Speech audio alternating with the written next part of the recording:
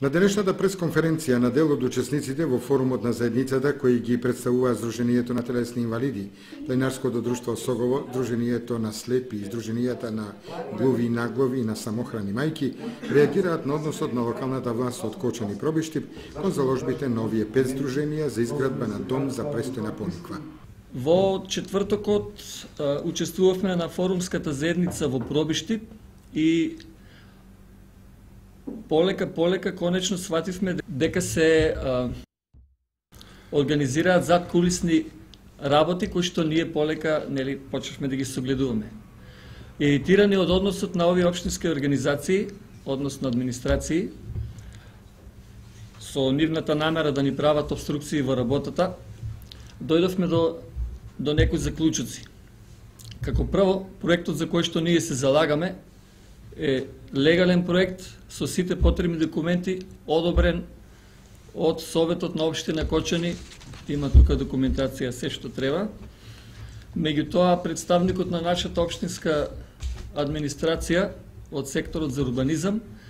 и даде на знаење на присутните дека општинската администрација имала намера да го одземе објектот кој што беше легално доделен. Со тоа ги стави во недоумица останатите членови на другите работни групи кои што ќе треба да ни дадат поддршка и да дадат глас за остварување на овој проект. Наспроти него, представникот на секторот за урбанизам на општина Пробиштип беше уште подециден и ни даде на знаење да се откажеме од овој проект, бидејќи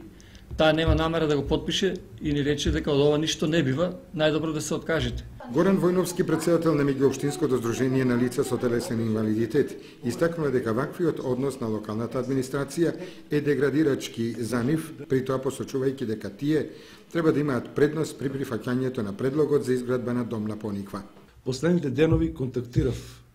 со сродни здруженија, значи со здруженија на инвалиди од Швајцарија, од Германија и од државите со кои ние имаме соработка, околните држави, мислам на околните држави, Србија, Босна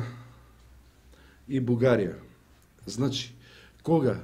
вакви здруженија, како што се здруженија на слепи, здруженија на глуви, здруженија на самохрани родители, здруженија на лица со телесен инвалидитет, како што е мобилно Кочани, кога присуствуваат на вакви форуми на заедници, едноставно другите проекти што се на тие форуми, што се борат за средства од тие форуми,